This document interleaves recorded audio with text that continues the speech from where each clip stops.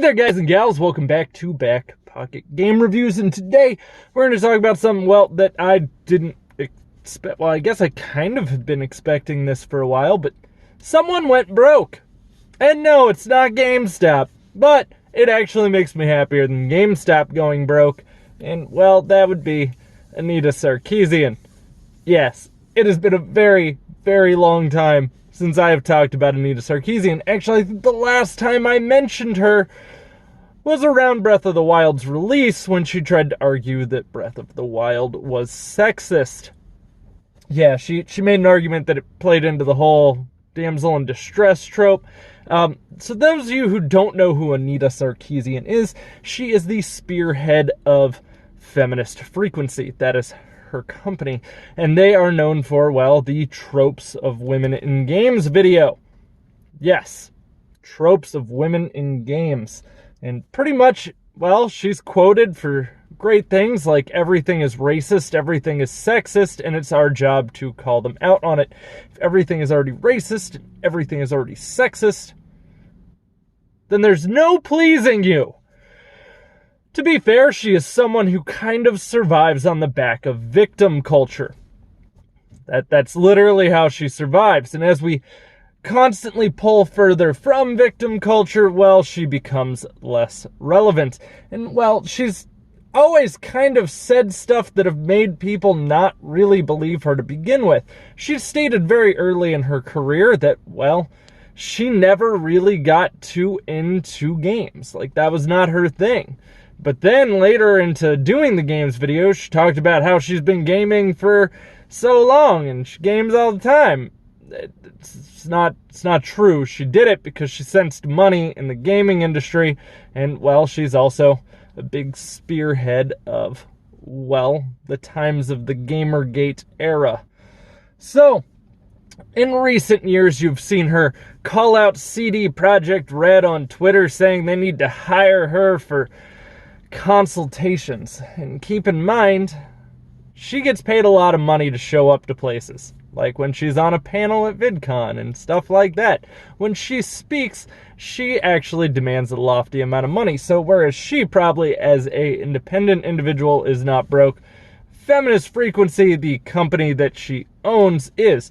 Some of you probably remember the tropes in video games video series raised like several hundred thousand on Kickstarter to fund that series, and it was only 6 videos. With, like, slightly better editing than what I do when I decide to edit. Yeah, that's a bad sign. It's a really bad sign. She also, last year, raised a couple $100,000 to open a Discord. She started a Discord, you know, a thing that's free. How do I know she is broke, by the way? Well, Feminist Frequency released their financial report because they're a non-profit. Yeah. So, each year she takes in just shy or close to $200,000. That's what she earns in donations, because donations is pretty much the only way that company makes money. Pretty much the only thing that they have coming in to make revenue. And over the last 2 years, we have learned that, well, most of the people that you see on that channel are now working in a volunteer capacity and no longer taking any kind of salaries, including Anita Sarkeesian herself, because, well, she can't afford to pay those salaries. You may wonder, where is the money going? Well, seeing as that most of the money is allocated to her miscellaneous fund, that's pretty interesting. I know about write-offs. I do them for my YouTube channel. And, well, if majority of my money was going through my miscellaneous fund, I would be a little concerned, because I can't really explain or justify that. Miscellaneous is usually like business dinners or flights. You know, the stuff that you didn't actually really usually need.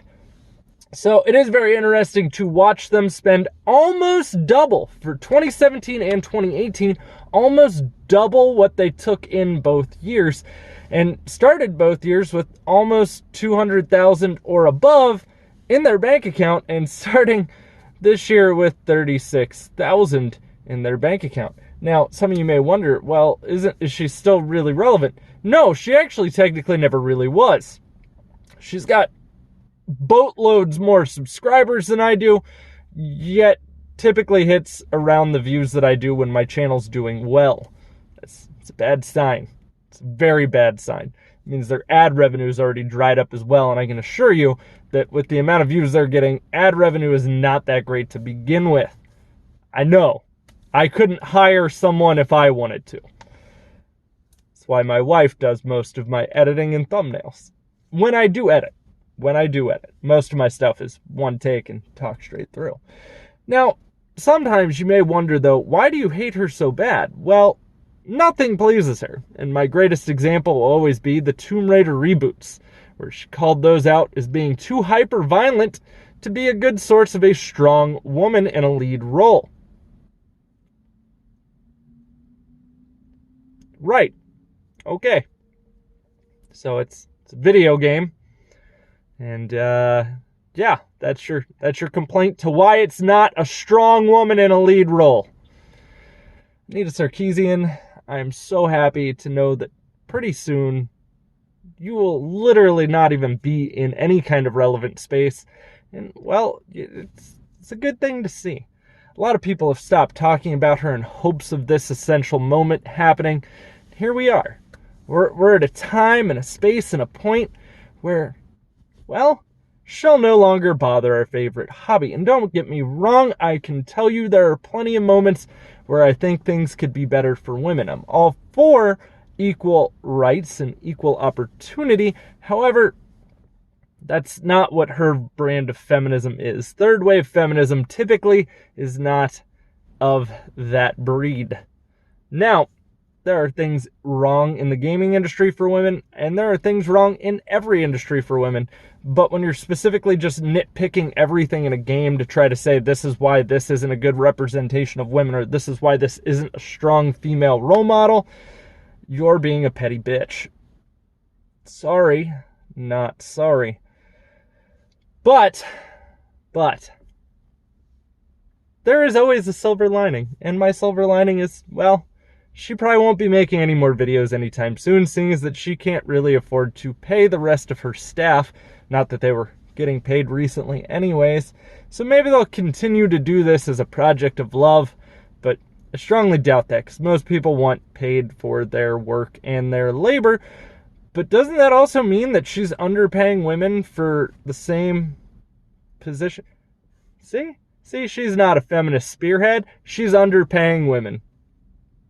But bad joke, I know. Okay. Guys, I would love to hear your thoughts on this. Are you happy she's gone? Ding dong, the witch is dead, right? The witch, old witch, the wicked witch. Ding dong, the wicked witch is dead. Let me know in the comments down below how you feel about this. Do you feel this is a good thing or a bad thing for gaming? You kind of already know where I stand if you watched the video, so let me know in the comments down below. If you'd like to follow me anywhere else, links are as always in the description box. And if you enjoyed the video, don't forget to drop a thumbs up. You can also hit that subscribe button and ding that notification bell. That will, well, let you hopefully know when I upload videos. Only God knows how YouTube's algorithm actually works, or even how that notification bell actually works. So I'll see y'all soon. I'll have plenty more content coming for you, so stick around.